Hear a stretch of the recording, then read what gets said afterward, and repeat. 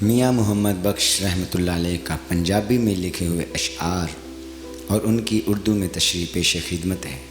اگر پسند آئے تو اسے لائک اور اپنے دوستوں سے شیئر کیجیے گا اور ہمارے اس چینل کو سبسکرائب لازمی کیجیے گا۔ شکریہ۔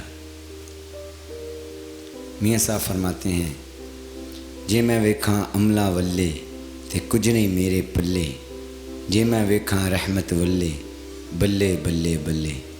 اس کی تشریح یہ ہے کہ اگر میں اپنے مال کی طرف دیکھوں، دھیان دوں تو میرے اعمال نامے میں کوئی بھی ایسا عمل نہیں جس عمل کی بنا پر میں سرخ رو ہو سکوں، لیکن جب میں تیری رحمت کی طرف دیکھتا ہوں تو حیران ہو جاتا ہوں۔ رحمت دا دریا الہی ہر دم وگدا تیرا، جے ایک قطرہ بخشے مینوں تے کم بن جاندا میرا۔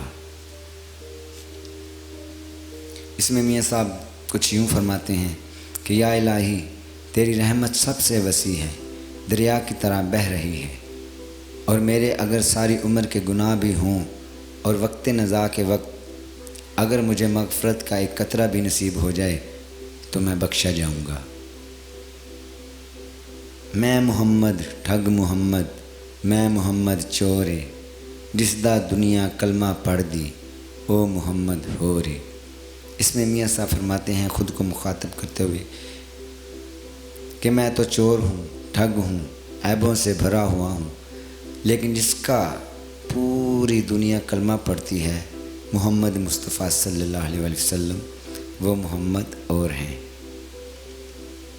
پھر میاں صاحب فرماتے ہیں، سونی شکل تے عاشق ہونا کی تیری دانائی، عاشق بن اس سوہنے رب دا جس اے شکل بنائی۔ اس شعر میں میاں صاحب فرماتے ہیں کہ اللہ کی بنائی ہوئی صورت کا عاشق ہونا عقل مندی نہیں ہے۔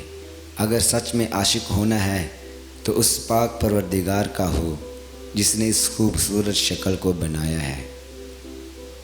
شیش محل وچ کتا جا وڑیا، انہوں کچھ بھی سمجھ نہ آوے، جس پاسے او چاتی پاوے انہوں کتا ہی نظری آوے۔ کیا خوبصورت شعر ہے۔ اس کی تشریح یوں ہے کہ شیشے کے بنے ہوئے مکان میں اگر کوئی بھی چلا جائے تو اسے ہر طرف اپنا ہی چہرہ نظر آئے گا۔ اگر تو اس کا باطن پاک صاف ہوا تو اسے سب کچھ پاک صاف دکھے گا، کیونکہ انسان کا آئینہ ہوتا ہے، اس لیے وہ خود جیسا ہوگا اسے سب ویسے ہی نظر آئیں گے۔